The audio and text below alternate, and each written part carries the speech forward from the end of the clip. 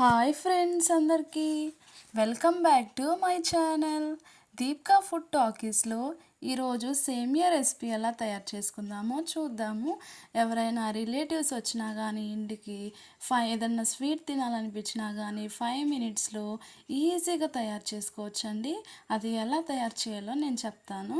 First ఒక కడాయి తీసుకొని అందులో 1 స్పూన్ గీ వేసి బాదం, జీడిపప్పు, డ్రై ఫ్రూట్స్, ఇంకా మీకు నచ్చిన డ్రై ఫ్రూట్స్, కిస్మిస్ కానీ వేసి బాగా డీప్ ఫ్రై చేయాలండి. చేసి పక్కన పెట్టుకోవాలి.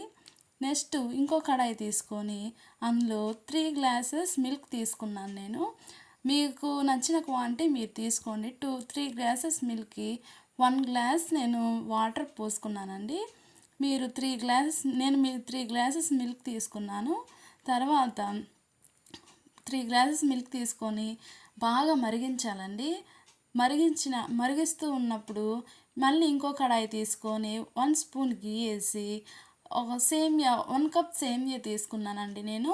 మీకు నచ్చినట్లయితే 1.5 సేమియా కూడా తీసుకోవచ్చండి. అవి బాగా గీ వేసుకొని ఫ్రై చేసుకోవాలి. తర్వాత పాలు బాగా మరిగినప్పుడు నేను 3 గ్లాస్ మిల్క్కి 1 గ్లాస్ వాటర్ తీసుకున్నానండి. మీకు నచ్చిన క్వాంటిటీలో 1.5 గ్లాస్ అయినా వాటర్ తీసుకోవచ్చండి. బాగా మరిగిన తర్వాత 1.5 గ్లాస్ వాటర్ పోసుకోవాలండి. తర్వాత మనం ముందుగా రెడీ చేసి పెట్టుకున్న సేమియా ఫ్రై చేసాం కదండి, బాగా పాలు మరిగిస్తుండగా ఆ సేమియా వేసుకోవాలండి అందులో. తర్వాత బాగా మరిగించాలండి. సేమియా వేసుకున్న తర్వాత బాగా మరిగించాలి. పాలు అనేది కొంచెం బాగా చిక్కబడుతూ ఉండాలి, కొంచెం తిప్పుతూ ఉండాలండి అడుగంటుకోకుండా. తర్వాత మనం ముందుగానే ఫ్రై చేసి పెట్టుకున్న డ్రై ఫ్రూట్స్ ఉన్నాయి కదా, అవి వేసుకోవాలండి. మొత్తం వేసుకొని బాగా తిప్పుతూ ఉండాలండి. పాలు అనేవి చిక్కపడకుండా మనం మళ్ళీ వేకుంజామును కూడా తినాలంటే ఫ్రిడ్జ్లో పెట్టుకోకపోయినా పర్వాలేదండి.